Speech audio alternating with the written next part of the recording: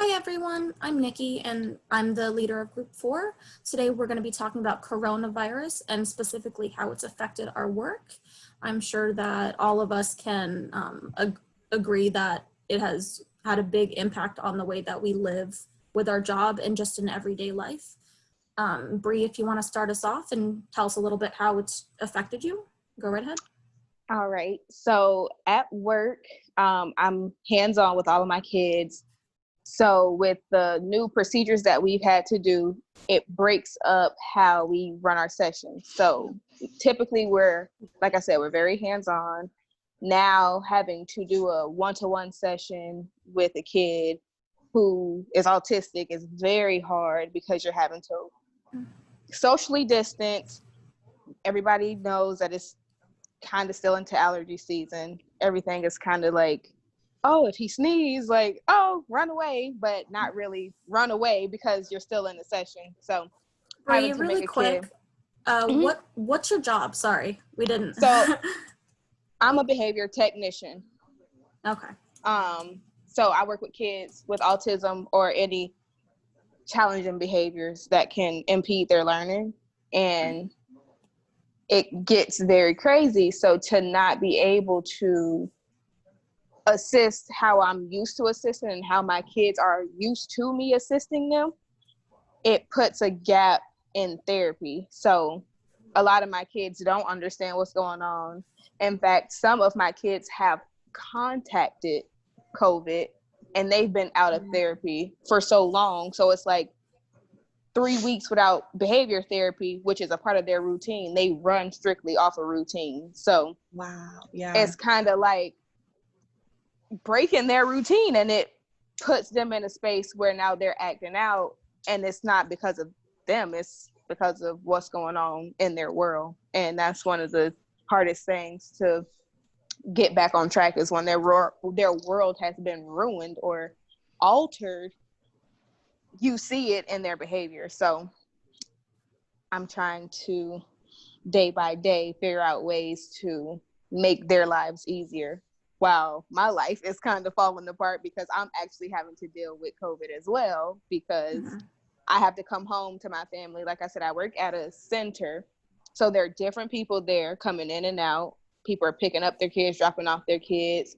We do have a system for pick up and drop off, but you're still having to come in contact with these people, and you don't know what they've done the night before or the weekend prior to returning to work on Monday. You can't tell people what to do, and it's just scary altogether. I can only imagine.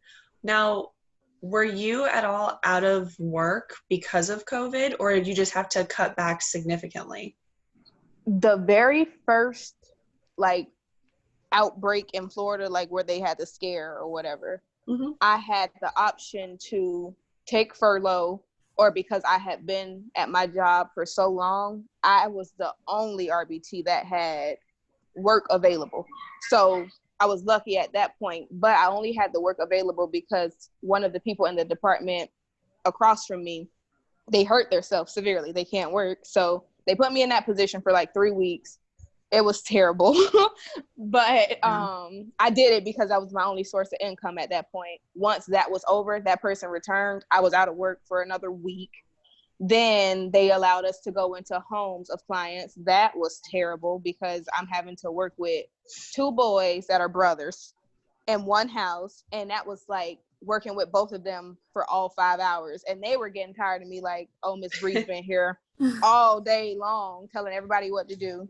And Yeah, it's yeah, completely it's out of just the crazy. norm. Like, it's not part of their routine, like you were saying. So I definitely understand Right. that. So that's pretty crazy. I don't work with kids on the same level that you do, Bree, but I do have the rec center that I work at. We have a summer camp going on, and when COVID happened right before summer, and we had like our entire summer camp planned already. And Right. then due to all of the restrictions, we didn't think we were going to have summer camp. And then we find out about a week before summer camp is supposed to start that we're having summer camp after being told that we weren't going to have it. So me personally, I am not the camp director. However, the camp director was under a lot of pressure, and I've helped out more than I've ever helped out with camp before, like getting it ready. It was just, and there's still so many hiccups because we can only have, you know, so many kids in a group per Yep. adult, and it's been crazy.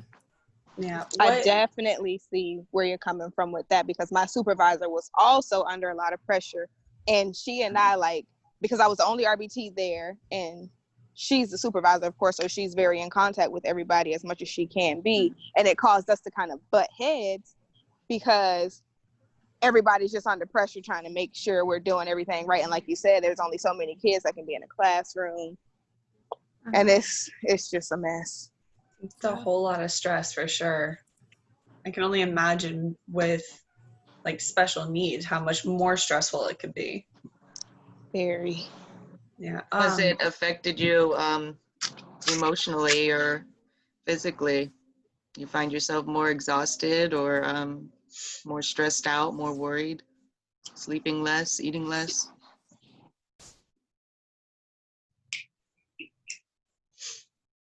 Can you hear me? Bree, that was for you. That's for both of you. Oh. For me, it was it's more like mentally, I guess, more mental stress, because I'm having to think, like I said, one of my kids actually got COVID from a therapist.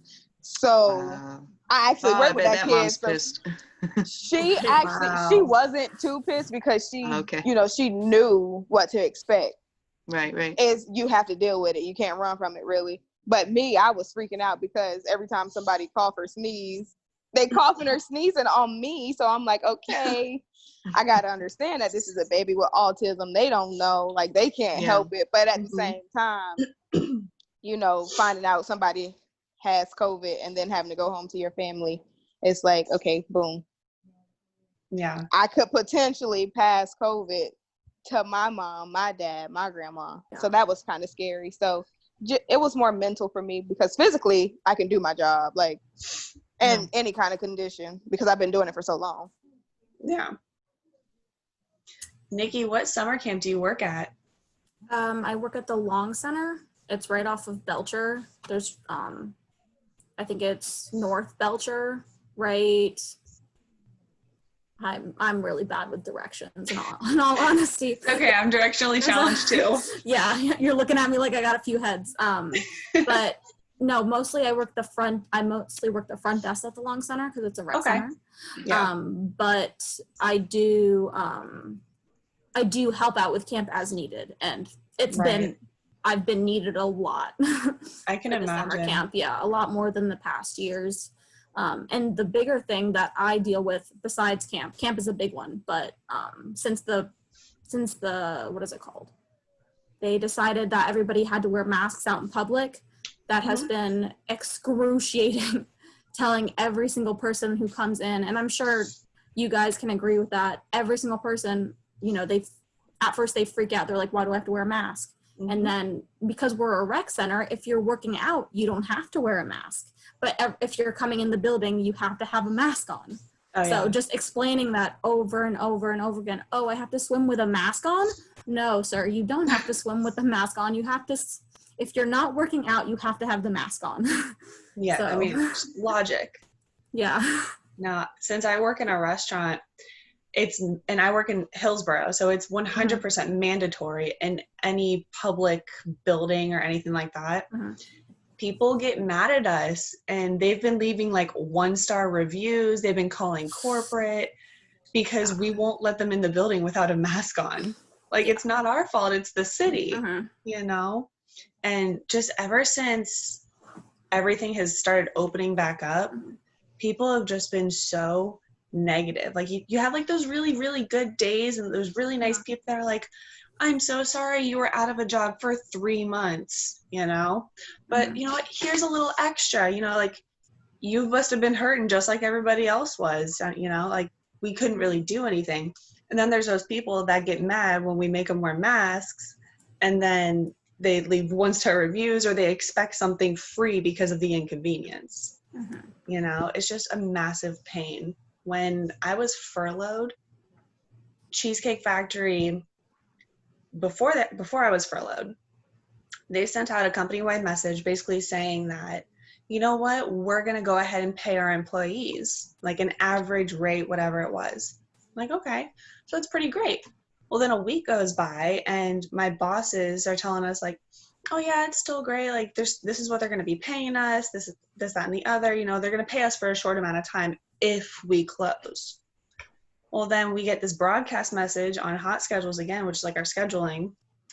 And it says, it's a message from corporate. They basically said, you know, some of you should really think about filing for unemployment. You know, like we were thinking all of that, like we had this theory. They want people to file for unemployment, so that's less people they actually have to pay. Well, after they've already said that they would pay us, you know, well, then it comes out, everyone's getting furloughed. So we're like, okay, well, what the heck? Then they sent out a message saying, okay, well, we're going to offer this one-time grant if you apply for it, but only like you have to meet the criteria. And apparently they didn't expect the 40,000 employees across the entire country to apply for this grant, and they ran out of money in less than 2 days.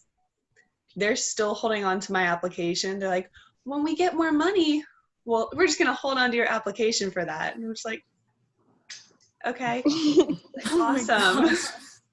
Like, thanks for that, guys. And there was no rhyme or reason whatsoever to how their grant system worked. So we were all just kind of like scrounging for whatever we could. And most of us were out of work. All of us were stuck at home. Nobody was really hiring. I mean, granted places were, but everyone was trying to apply. So no, you couldn't hardly get a job anywhere. So me personally, I was out of a job for just about 3 months because I got furloughed on March 19th. And then I went back on June 11th. Yeah. And then just since then, people have just been so absolutely crazy. Like working as a server, you know, like we live off of tips and everything. And not to 100% complain about money because I make fairly decent money where I work. However, not for the amount of work that I'm doing. Does that make sense? Yeah. It's like everyone has gotten all of their federal money, their unemployment money. So all these people are going out to spend their money at fancy restaurants, you know, because they demanded that all the restaurants open up. But most nights I'm walking with an average of 10 to 15% of tips according to my sales. You know, when the average is supposed to be like a 20%. I'm like, I know I'm not a bad server. Like, I don't mean to like talk about myself like that, but like, I know I'm not, and I'm doing the work and I should be getting more. It's just that people are just, they want to spend the money. They just don't want to pay for the service. So COVID's just been major pain. And I'm fully anticipating that we're going to reclose again soon because we actually just had a confirmed case at our store. So same thing happened with us. Last month we had a confirmed case of COVID and we didn't shut down. This guy was hospitalized twice. He had pneumonia. It was really bad. He just came back to work, I think it was yesterday. And out of all the people that had contact with him, they only told 2 people to quarantine themselves. So, yeah. Oh yeah, ours, they found out for our store on Thursday. We're assuming, like we're kind of just speculating at this point. And then they let everyone know at our like staff alignment, like it's kind of like our meeting before we go out and work. So they let all of us know that someone was in fact tested positive, and basically they already notified, like they watched the cameras to see if this person came in contact, and they notified everyone that came in contact with this person. However, come to find out, they only contacted the people that were in contact with this person for 15 minutes consecutively or longer. So all 3 of you have had instances where someone's tested positive at your work. I mean, Yep. So what? More than one. Assuming that you guys are saying none of y'all have shut down because of it. So what happens when a person tests positive? Do you guys hire a company to come in and clean everything, or do the employees just like you guys do anything clean up special? at my job. Yeah. Same here. So at Cheesecake, they sent out an email the day before that we found out someone tested positive. And they basically said, we'll have a third party cleaning service come in and do extra cleaning than we normally would. Well, then Did they any tell of us the y'all next, get tested or need to be tested because of that? I was tested. No. I wasn't. We but don't. I hear It's that's not required horrible. because we wear Did you- masks. Oh, okay. Yeah, It no, wasn't- ours, Go ahead. I was going to say ours, like they told us that they would do extra cleaning and whatnot, but they also told us they're not going to shut down to do a deep clean and then reopen. So it's very two-sided. Like they're very, Mhm. like they keep retracting what they Mhm. say to kind of Right. Well, cover their, my job cover is themselves. Monday through Friday, so they bomb the place or whatever that means Okay. over the weekend. Oh Mhm. yeah. What about you, Kaylin? So I was out of work. My official job is I clean vacation rentals and properties, and or like if vacation condos out on the beach, or I do like if somebody's going to sell their house, or if somebody rents their house and they're getting new tenants in, and we do it like a move out clean is what we would call it. And so that was really horrible. That got totally stopped for a while, but now it's picking up like crazy, and I'm working like crazy, which is really good because I'm making up for all that lost time. And yeah, the tourism, people don't care if there's, Nope. COVID in Florida, I guess. No. Or people are it's either that or people are vacationing in Florida, like doing staycations or something, because Mhm. I mean, these condos are packed, and, we are working like crazy. And so I don't have to deal with the public. They're already gone by the time I Yeah, come you're- in. Yeah, I'm like, that's lucky. unless I have somebody Yeah. with me cleaning, but we're in separate rooms, like I'm doing the, kitchens and she's doing the beds. And Mhm. so, So you- there might be 2 people in the whole, condo. And so it has, right now, actually, COVID is, I mean, we're doing better than ever right now. I mean, we had a really slow spot. But I've been financially creative and have found ways to make money in my life. So, even though we went through that slow period, and I didn't get that, regular money that, where you get it every day and you know what you're going to get. But even though that happened, I was able to be creative and make things work. And well, I mean, I paint houses and I do landscaping, and I'm a painter. I sell my paintings online, and I sew, I make clothes, I make baby clothes and quilts. And I mean, I do all sorts of crazy stuff. And so I found a way to keep things going.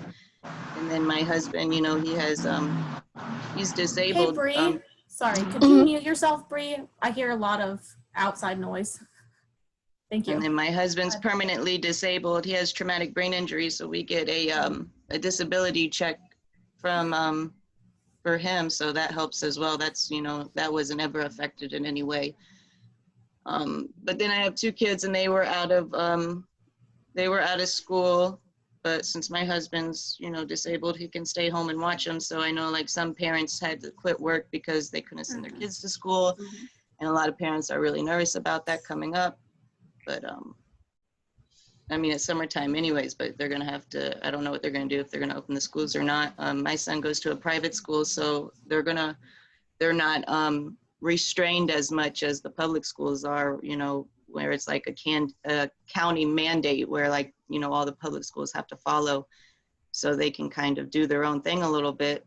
And so they're going to open, and then I have choices whether I send him or he does live online or something. So I haven't decided what I want to do with them yet.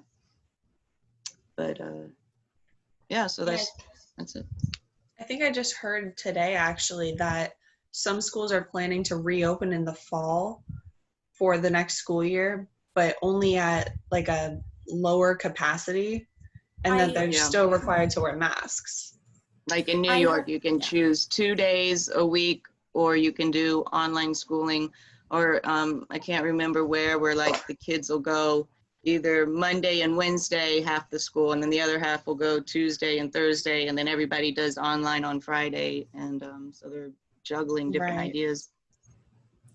Yeah, that's probably going to be rough on a lot of parents. But I mean, I think blended learning is so much better than than taking just online classes. I don't know about you guys, but No, I definitely agree. I have a hard time with online classes. I think for Very young hard. children, I mean, it's probably could be more successful as you get to the high school ages. But Oh, yeah, young children need definitely. a lot of hands-on. Yeah. They need a lot of face-to-face. They need a lot of focus. They need a lot of help. They need, and so much is learned through play and social interaction. My son's going into first grade, so That's a yeah, a crucial lot of age. that can't be done on a Absolutely. computer. Yeah, it's like at that young age, they need that social interaction to develop those social skills for later on in life. Yeah. So Serious. blended, I think like what you said, Nikki, blended is 100% better. Yeah. Well, hopefully your kids are able to have that, Kaylin. What? Hopefully your kids are able to have that like blended education. yeah. Like if you have that option. Yeah, he's either gonna do, they're gonna either do a full week, you know, let them go in, have regular school, or if the parent doesn't want that, then they can do the live online school where they would see the teacher on the computer and be able to interact, you know, through the microphone and everything. But, Yeah. Okay, I think we're about reaching the 25-minute mark. So I think if anybody else has anything they'd like to say, go ahead and say it. If not, then thanks for watching. Pretty much. Everybody be safe. Yeah, definitely. Yeah. Wear your masks. Yep. Don't have me yell at you at work, please. Yeah, really. all right, bye ladies. Bye. Bye.